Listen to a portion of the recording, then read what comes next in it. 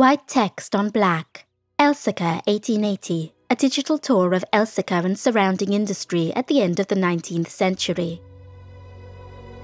An old ordnance survey map centered on Elsecar.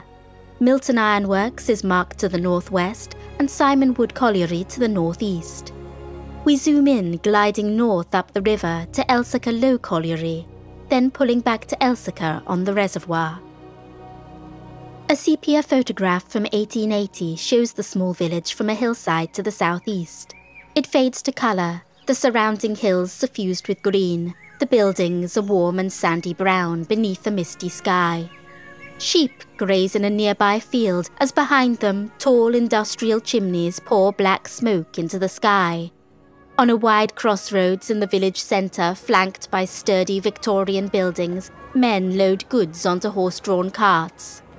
At the end of the road, New Yard Workshops, established 1850, where local carpenters, joiners and blacksmiths supported local ironworks, collieries and the Wentworth Woodhouse estate. In one yard, a crowd is gathered, addressed by a man in a smart suit. Beyond the works stretches a railway, long trains of coal wagons marked Elsecar. Beside this, a narrow building with a huge mechanical arm plunging into a nearby shaft is the new colliery. Here, the Earl's Great Engine, the oldest steam engine still in situ, pumps water from deep underground. Along the tracks, the Elsecar Iron Works. We soar up over the long buildings, past chimneys, descending on the furnaces, where the puddlers converted pig iron into wrought iron by stirring it to remove impurities. A man shoves a long pole into the white-hot blaze of a furnace door, sending sparks drifting. When the iron was ready, it was taken to a steam hammer or shingler to make it flat enough to pass through the rolling mill. A man lifts the glowing iron bar with huge tongs onto a barrow. Back to the skies, we move past the 4 thick black chimneys of the blast furnaces and casting shed, and from there back out into the town. And across fields, a game of cricket being played below. As we sail towards the long stone dam of the reservoir, a small whitewashed house at the near end, and beyond it the great flat expanse of water reflecting a silvery sky. Rowing boats are drawn up at short wooden jetties. The reservoir was constructed to provide water for the Dearne and Dove Canal. We swoop long and low across the water and back over fields to Skiers Hall, an austere but handsome medieval building demolished in the 1950s. Past this, a line of miners' cottages built by John Carr of York, and in the distance Milton House, site of Elsecar Old Colliery, taken on by the Marquis of Rockingham in 1792. We race up the lane between ploughed fields, towards a cluster of long brick buildings with tall chimneys on the edge of a lake.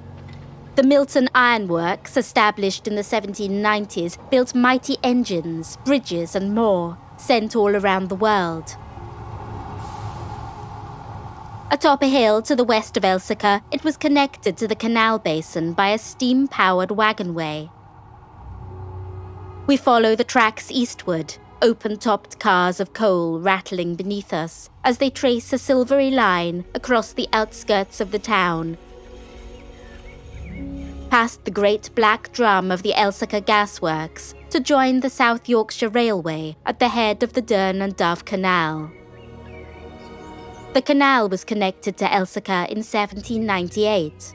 Long covered barges are moored along the banks.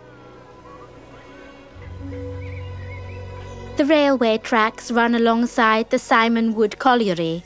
A green steam engine, uncoupled from its train, chugs steadily through. On the canal path, barges are drawn at a stately pace by a dray horse, past Reform Row cottages built 1837. The canal is divided by wooden lock gates. Further north, Elsecar Low Colliery is built right against the canal, which flows under a low stone bridge into a small wharf where the barges are loaded. Sunlight gleams on the water. The Elsecar and Milton Iron Works closed in 1883. Exactly a century later, our miners finished their last shift underground. We pull back, high over the ironworks and the slate roofs of the village. Almost all of the village's historic buildings still survive. Archaeological sites lie across the surrounding landscape. Elsecar's heritage is now recognised to be of international importance. Fade to black. Logos for Elsecar Heritage Centre, Barnsley Museums, the Arts Council England Heritage Fund and Historic England. Audio description provided for VocalEyes by Jane Ensel.